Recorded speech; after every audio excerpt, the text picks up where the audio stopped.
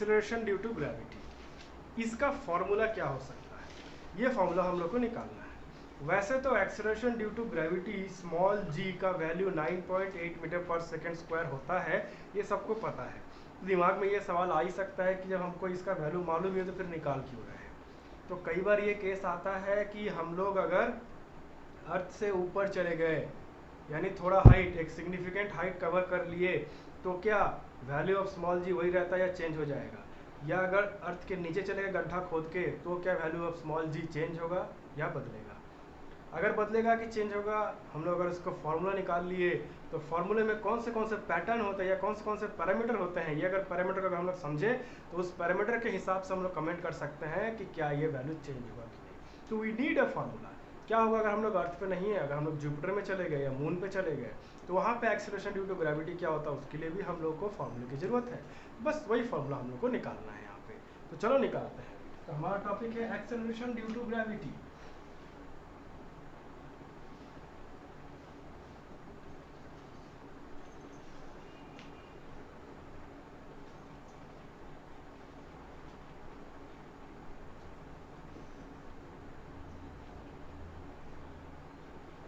Acceleration due to gravity. अब ये वाला इक्वेशन में ये वाला फॉर्मूला निकालने से पहले 3 केस हम लोग पकड़ते हैं। 3 ऑब्जर्वेशन पॉइंट हमारा अर्थ रहेगा। पहला ऑब्जर्वेशन पॉइंट अर्थ के थोड़े ऊपर डिस्टेंस में रहेगा। दूसरा ऑब्जर्वेशन पॉइंट अर्थ के भीतर चला जाएगा और तीसरा ऑब्जर्वेशन पॉइंट अर्थ के सरफेस पर रहेगा। तो when the observation point is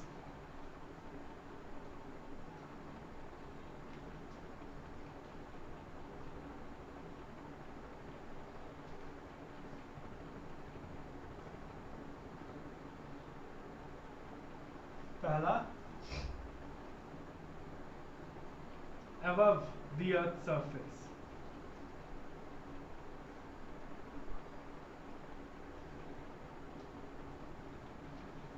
above the earth surface में हमारा एक फिगर रहेगा, वो फिगर बनाते हैं, ज़्यादा कुछ कॉम्प्लिकेटेड नहीं है, इजी सा ही चीज़ है। Let this be our earth. ये इमेजिन कर लो अर्थ है जिसका रेडियस हो जाएगा r is the capital R is the radius of earth and the observation point is located here। ये जो ऑब्जर्वेशन पॉइंट है इसका distance from the centre of earth is small r। ये जो ऑब्जर्वेशन पॉइंट यहाँ पे बोल रहे हैं, इसको ऑब्जर्वेशन पॉइंट मत समझो, इसको पॉइंट ऑब्जेक्ट समझ लो। Point object of mass small m and this is our earth of mass capital M।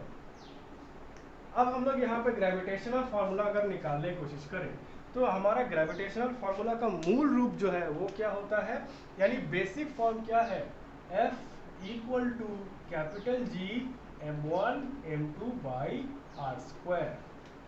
तो यहाँ पर भी अगर हम लोग इस्तेमाल करें वो फार्मूला तो ग्रेविटेशन का फार्मूला क्या हो जाएगा, F is equal to capital G m1 यानी ये कैपिटल M हम लोग लिख लिए यहाँ पे, स्मॉल m यानी ये हो गया, बाई यहाँ से यहाँ तक की दूरी आर स्क्वायर। बस और ज़्यादा कुछ नहीं है यहाँ पे। दूसरा केस अगर हम लोग लिखने की कोशिश करें, अबव द अर्थ सरफेस के बाद आएगा हम लोग का बिलो द अर्थ सरफेस।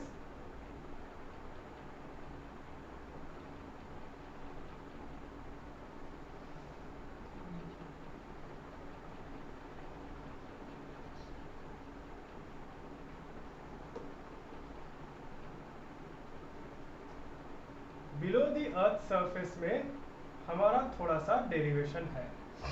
यहाँ पे हम लोग क्या करते हैं, अर्थ एक बनाते हैं।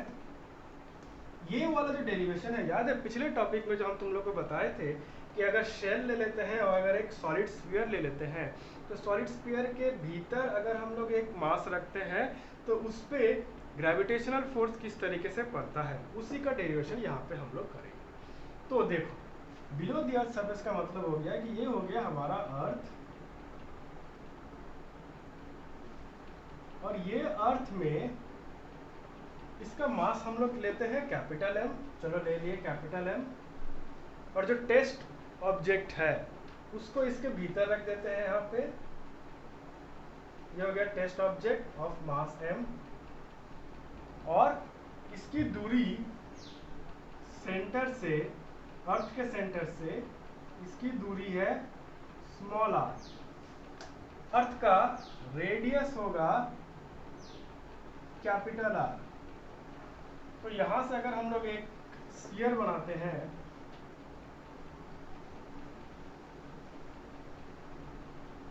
Late this be the sphere, तो ये वाले स्फीयर का मास हमको चाहिए, क्योंकि यही जो स्फीयर होगा इसका जो मास होगा वही वाला मास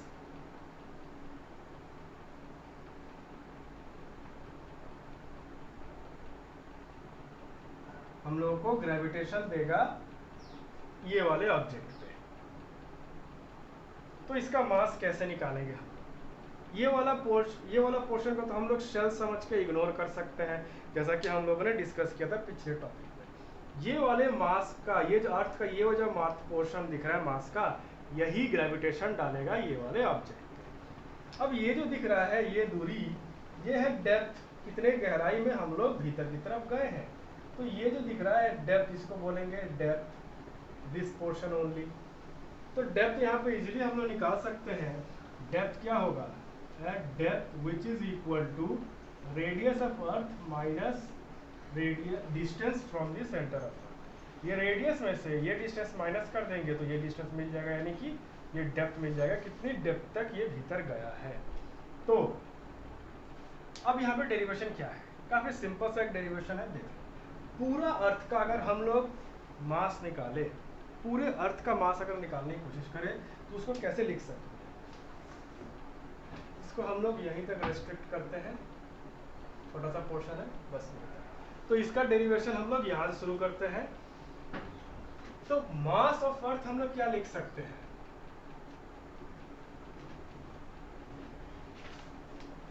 मास ऑफ अर्थ को लिखने के लिए हम लोग एक फॉर्मूला का इस्तेमाल करेंगे, that means density is equal to volume, density is equal to mass upon volume. तो mass is equal to density into volume. तो mass of earth is equal to density of earth into volume of earth, density of earth into volume of earth. ये हो गया मास of अर्थ। अब यहाँ पे density हम लोग यहाँ पे कुछ एजम्पशन करते हैं, यानी कि डेंसिटी ऑफ अर्थ को सेम पकड़ लेते हैं थ्रू आउट। हालांकि हमें मालूम है कि अर्थ का जो डेंसिटी क्रस्ट पे थोड़ा कम होता है और बीच में उसका डेंसिटी ज़्यादा है, बट ये हम लोग एजम्पशन कर लेते हैं कि density of the earth is same through out. और वॉल्यूम के लिए जो हम लोग एजम्पशन करेंगे वो होगा कि let the earth be shaped like a sphere. हमको मालूम है कि अर्थ का शेप स्फीयर की तरह नहीं है, वो एक ओवल है, ऊपर से चपटा है। बट फॉर द सिंप्लिसिटी, हमारे कैलकुलेशन के सिंप्लिसिटी के लिए पकड़ लेते हैं कि अर्थ का जो शेप है वो स्फीयर की तरह है। अब ये एजम्पशन हम यहाँ पर लिख नहीं रहे हैं, तुम लोग को हम बता दिए डायरेक्टली क्या क्या एजम्पशन किए, कि इसका जो शेप है उसको स्फीयर पकड़ लिए हम लोग, और दूसरा जो डेंसिटी है उसको सेम थ्रू आउट पकड़ लिए हम लोग। तो अगर हम लोग इसका मास निकालने की कोशिश करें तो फॉर्मूला क्या होगा? डेंसिटी ऑफ अ स्फीयर क्या होता है? डेंसिटी ऑफ अ स्फीयर का, किसी चीज का भी डेंसिटी हो, लेट दिस डेंसिटी बी रो, रो पकड़ लिए इसके डेंसिटी को। वॉल्यूम ऑफ अ स्फीयर क्या होता है? It will be 4/3 pi r cube. r is the radius of that sphere, इसका रेडियस है r। तो फाइनली जो हम लोग को मिल गया क्या होगा? 4/3 पाई r क्यूब रो। ये हो गया मास ऑफ द अर्थ, याद रखना अच्छे से। अब हम लोग यहाँ पे ये निकालना चाहते हैं कि what is the mass of this smaller person. ये जो सेक्शन दिख रहा है ना यहाँ पे, स्मॉलर पार्ट, ये स्मॉलर पोर्शन, इसका मास क्या होगा? सेम फॉर्मूला लगाएंगे, बस वॉल्यूम उस वक्त अर्थ का लगाए थे यानी r क्यूब, बड़ा वाला अर्थ का, इसे हम लोग छोटा वाला पोर्शन का लगाएंगे, यानी ये डिस्टेंस r पकड़ेंगे यहाँ पे। तो mass of the smaller section, यहाँ पे हम लोग क्या लिखेंगे?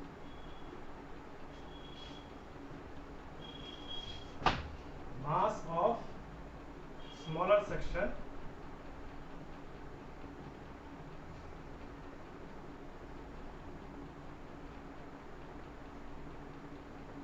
Mass of smaller section, same formula यहीं पे, density into volume of that smaller section. तो ये क्या हो जाएगा, डेंसिटी हो जाएगा रो और वॉल्यूम हो जाएगा 4/3 पाई, ये रेडियस हो जाएगा यानी स्मॉल आर क्यूब।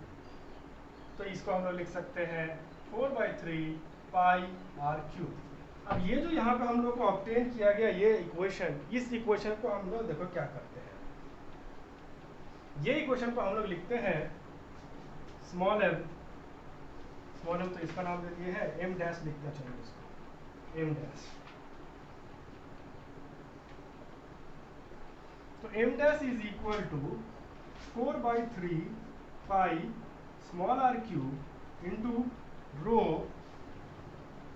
मल्टीप्लाई कर देते हैं r cube by are cube से, where r is the small r, ये capital R is the radius of the earth।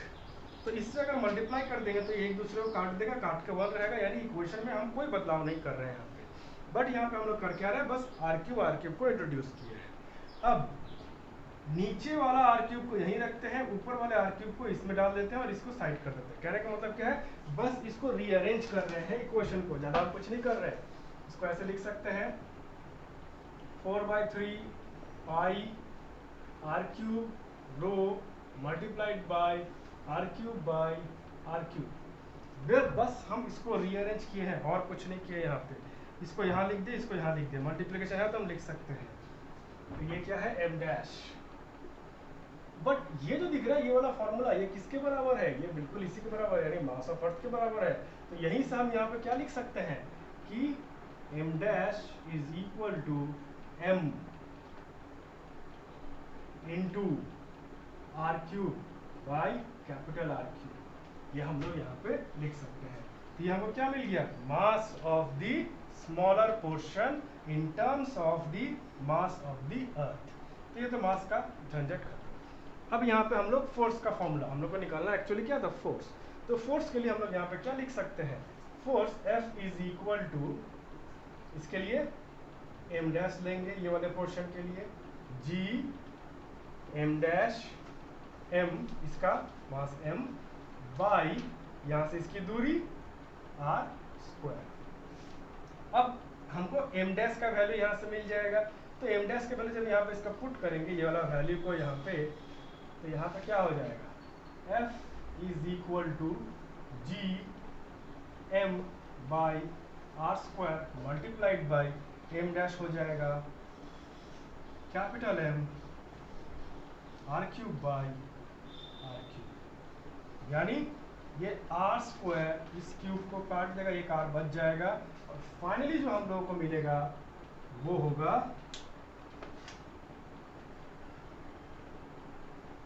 F is equal to G M by are cube into R. ये मिला हम लोगों को फॉर्मूला। ये formula कब इस्तेमाल करेंगे, जब जो हमारा ऑब्जर्वेशन है या फिर जो स्मॉल पार्टिकल है मास m वो हमारे अर्थ के भीतर घुस जाए, तो ये force, gravitational force on that jet. और इसमें अगर हम लोग ध्यान से देखें तो हमको यहाँ पे क्या दिख रहा है, अगर यहाँ से एक r निकाल दे हम लोग, अगर यहाँ से एक r निकाल दे तो क्या होगा, चलो देखते हैं। इसके लिए हम लोग का नेक्स्ट टॉपिक तो करना जरूरी है। तो हमारा नेक्स्ट टॉपिक तो यहाँ पे हो जाएगा, नेक्स्ट सेक्शन क्या हो जाएगा, व्हेन दी ऑब्जर्वेशन पॉइंट या व्हेन द स्मॉल पोर्शन या particle mass is on the surface of the earth.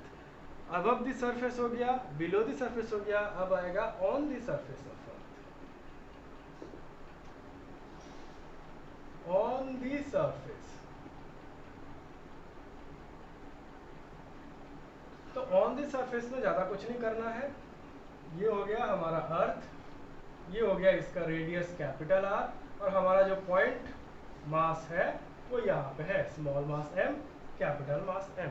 Main formula का अगर हम लोग यहाँ इस्तेमाल करें तो ये हो जाएगा F is equal to G M by capital R square. ये हो जाएगा हमारा फॉर्मूला, सिंपल सा, कुछ चेंज नहीं होगा। चाहे तो ये वाले फॉर्मूले से इधर आ सकते हो, बिकॉज क्या करना पड़ेगा यहाँ पे, इन दैट केस आर क्या हो जाएगा, ये आर क्या है, आर यहाँ पे distance of the particle, small particle mass from the centre of earth, ये यहाँ पर क्या है, ये है कैपिटल आर, तो यहाँ पे कैपिटल आर पुट करेंगे तो ये इसका काट देगा, यहाँ पे स्क्वायर आ जाएगा GM/r²। ये डायरेक्टली फॉर्मूला से कर सकते हैं। तो ये रहा हमारा formula for force when the observation point या particle mass is kept on the surface of the earth. अब यहाँ पे हम लोग क्या करेंगे, हमारा मेन टॉपिक तो ये फोर्स निकालना नहीं था, हमारा मेन टॉपिक था एक्सेलरेशन ड्यू टू ग्रेविटी। तो एक्सेलरेशन ड्यू टू ग्रेविटी कैसे निकालेंगे, यहाँ पे हम लोग क्या करेंगे, यही पे हम लोग निकालते हैं, बिकॉज हम लोग तो अर्थ के सरफेस पे ही रहते हैं, ना ही अर्थ के ज़्यादा भीतर जाते हैं सिग्निफिकेंटली और ना ही ज़्यादा ऊपर जाते हैं। हम लोग एक सिग्निफिकेंट दूरी तक ही ऊपर नीचे जाते हैं, अगर बहुत दूर चले गए, बहुत नीचे चले गए, तो इसके लिए हमारे पास एक फॉर्मूला है जो कि हम लोग special case of acceleration due to gravity में करेंगे। वो आज को नहीं करेंगे, इस टॉपिक में नहीं डिस्कस करेंगे, उसको हम लोग अलग से काफ़ी अच्छे से डिस्कस करेंगे। जैसे कि व्हाट हैपेंस या what variation should we expect in the acceleration due to gravity if we go much significantly above or below, or the shape of the earth changes या due to rotation of the earth, ये सारी चीज़ें हम लोग discuss करेंगे। But for now we want to derive the basic formula for the acceleration due to gravity. तो कैसे करेंगे, काफ़ी आसान सा चीज़ है यहाँ पे, यानी हमें फॉर्मूला फोर्स का फॉर्मूला मिल रहा है और हम लोग को इतना मालूम है कि किसी भी छोटे ऑब्जेक्ट या किसी भी ऑब्जेक्ट पे अगर फोर्स लग रहा हो, किसी भी ऑब्जेक्ट पे अगर फोर्स लग रहा हो तो आप लिख सकते हैं force is equal to mass into acceleration. तो ये वाला फोर्स किस पे लग रहा है, ये वाला ऑब्जेक्ट पे लग रहा है, छोटे वाला ऑब्जेक्ट पे लग रहा है, मास पे m स्मॉल m वाले मास पे फोर्स लग रहा है, किस तरफ लग रहा है, डाउनवर्ड्स टुवर्ड्स द सेंटर लग रहा है, और ये ग्रेविटेशनल फोर्स है। तो वहाँ पे हम बेसिक फॉर्मूला ऑफ फोर्स लगा सकते हैं, that is force is equal to mass into acceleration. Mass किसका लिए है, ये छोटे पार्टिकल का मास लिए है यहाँ पे। अब ये जो ये दिख रहा है एक्सेलरेशन है, ये in the case of gravitational force free fall जब करवाते हैं इसको, तो यही एक्सेलरेशन को हम लोग क्या कहते हैं, एक्सेलरेशन ड्यू टू ग्रेविटी, यानी ग्रेविटी की वजह से ये एक्सेलरेशन आता है, और इसको हम लोग नाम दे दिए है स्मॉल जी। तो हम लोग इसी को लिख सकते हैं mass into acceleration due to gravity. ये जी जो दिख रहा है वो कुछ नहीं है, वो बस एक्सेलरेशन ही है, और वही एक्सेलरेशन ग्रेविटी के कारण बनता है, इसलिए उसको बोल दिया एक्सेलरेशन ड्यू टू ग्रेविटी। तो ये भी वही फोर्स है, ग्रेविटेशनल फोर्स है, और ये भी ग्रेविटेशनल फोर्स का ही फॉर्मूला है। That means this value is equal to this value. तो हम लोग यहाँ पे इक्वेट जब कर दें तो क्या हो जाएगा, mg is equal to g capital M small m by r square, यहाँ पे स्मॉल m कट जाएगा, तो g is equal to g capital M by r square. अब ये जो फॉर्मूला दिख रहा है, ये फॉर्मूला अगर हम ध्यान से देखें तो हमारा ये जो जी दिख रहा है वो किस पे डिपेंड करता है, it depends on the radius of the अर्थ। अगर हम लोग मून में चले गए तो उसका रेडियस कम हो जाएगा, उसका मास भी कम हो जाएगा, तो उसका वैल्यू भी जी कम हो जाएगा। अगर जुपिटर में चले गए तो उसका रेडियस बड़ा है, उसका मास ज़्यादा है, तो उसका acceleration due to gravity G भी बड़ा रहेगा। और एक चीज़ हम लोग यहाँ पे नोटिस कर रहे हैं कि जी और जी किस पे डिपेंड कर रहा है, it depends only on the mass of the body which is producing the gravitational force. In our case earth की बात कर रहे हैं हम लोग। It does not depends on the object जो कि वो ग्रेविटेशनल फोर्स फेस कर रहा है, उस ऑब्जेक्ट पर डिपेंड नहीं कर रहा है। इसका मतलब यहाँ पे अगर हम एक पेन रख देते हैं और यहाँ पे एक बस रख देते हैं, दोनों ही सेम एक्सेलरेशन से नीचे की तरफ गिरेगा, बिकॉज ये जो एक्सेलरेशन ड्यू टू ग्रेविटी वो किस पे डिपेंड करता है, मास ऑफ अर्थ पे। तो अर्थ पे रखे तो मास ऑफ अर्थ तो दोनों के लिए सेम रहेगा, तो दोनों पे ही एक्सेलरेशन ड्यू टू ग्रेविटी जो है वो सेम लगेगा। लेकिन ये बात याद रखना, acceleration due to gravity same रहेगा, ग्रेविटी सेम नहीं रहेगा दोनों पे, बिकॉज ग्रेविटी का फॉर्मूला क्या है या ग्रेविटेशनल फोर्स का फॉर्मूला क्या है, दोनों का मास वहाँ पे डाला गया है। तो ग्रेविटेशनल फोर्स में उनका मास भी आएगा यहाँ पे, यानी फेदर पे ग्रेविटी कम लगेगा और बस पे ग्रेविटी ज़्यादा लगेगा, बट दोनों गिरेगा सेम स्पीड से, यानी acceleration due to gravity G दोनों का सेम रहेगा। तो यहाँ पे शब्दों का खेल है और फॉर्मूला का खेल है, इसको अच्छे समझना बहुत ज़रूरी है, क्योंकि ये पार्ट अगर समझ में नहीं आ रहा है तो तुम लोग का न्यूमेरिकल करने में बहुत ही दिक्कत होगा। अच्छे समझना, ग्रेविटी या ग्रेविटेशनल फोर्स अगर ऑब्जेक्ट दोनों के मास पर डिपेंड कर रहा है, ऑब्जेक्ट का मास हल्का है तो उसमें ग्रेविटी भी हल्का लगेगा, ऑब्जेक्ट का मास ज़्यादा है तो उसमें ग्रेविटी भी ज़्यादा लगेगा। लेकिन अगर gravitational acceleration due to gravitation की बात करें, यानी एक्सेलरेशन दोनों पे सेम लगेगा, दोनों के दोनों सेम ही स्पीड से गिरेंगे वैक्यूम में, प्रोवाइडेड एयर प्रेशर ना हो। अगर एयर का फ्रिक्शन आया तो जाहिर सी बात है फेदर धीरे धीरे गिरेगा, बिकॉज इसमें एयर का फ्रिक्शन आ जाता है। वैक्यूम में रख दे तो दोनों को दोनों सेम ही स्पीड से नीचे की तरफ गिरेगा, लेकिन स्पीड सेम रहेगा, यानी F is equal to mass into acceleration में g सबका सेम रहेगा, लेकिन m वैरी करेगा, इसके लिए फोर्स भी वैरी करेगा। अब यहाँ पे तुम लोग देख सकते हो कि ये जो फॉर्मूला दिया हुआ है g का, इसमें अगर हम लोग ये m ऐड कर दे तो ये किस में बदल जाएगा, फोर्स में बदल जाएगा, same as given in this equation. Interchangeable है, एक बार अगर समझ में आ जाए तो अच्छे से तुम लोग इस फार्मूले के साथ खेल सकते हो, इधर डाल सकते हो, उधर डाल सकते हो, सारी चीज़ें कर सकते हो। और ये चीज़ आदत बनाने के लिए हम लोग क्या करना पड़ेगा, न्यूमेरिकल्स करना पड़ेगा। एक बार न्यूमेरिकल कर ले हम लोग, बहुत अच्छे से समझ में आ जाएगा। तो घर में इसका न्यूमेरिकल अच्छे से प्रैक्टिस करो, सारी चीज़ समझ में आएगी। एक छोटा सा टॉपिक यहीं पर रह गया, वो भी हम लोग कर लेते हैं। यानी जैसे ही हम लोग ये सब निकाल लिए, तो निकालने के बाद हम लोग मास ऑफ अर्थ और डेंसिटी ऑफ अर्थ भी निकाल सकते हैं। कैसे निकाल सकते हैं मास ऑफ अर्थ और डेंसिटी अर्थ, यहाँ पे दिखाते हैं करके। मास ऑफ अर्थ अगर हम लोग को निकालना पड़ेगा तो ये फॉर्मूला हम लोग पकड़ते हैं, और ये फॉर्मूला पकड़ के मास ऑफ अर्थ अगर निकाले,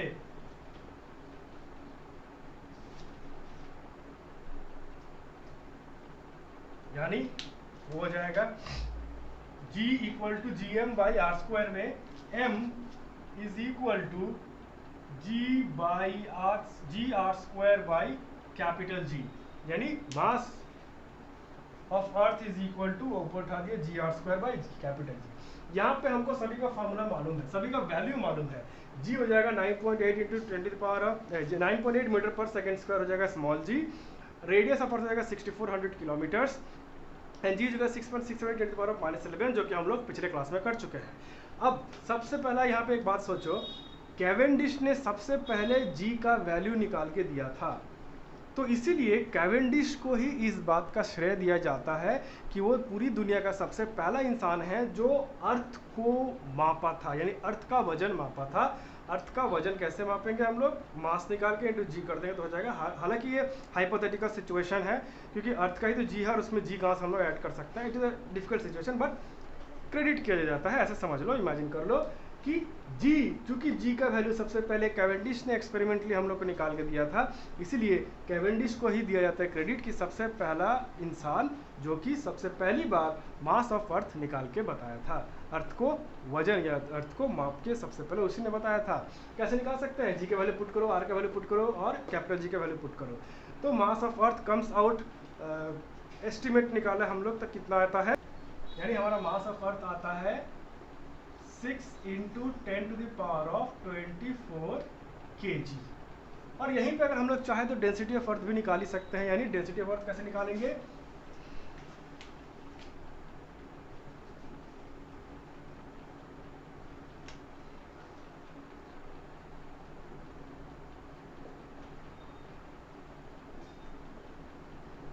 डेंसिटी ऑफ अर्थ निकालने के लिए हमारे पास जो फॉर्मूला है that is density is equal to mass per unit volume.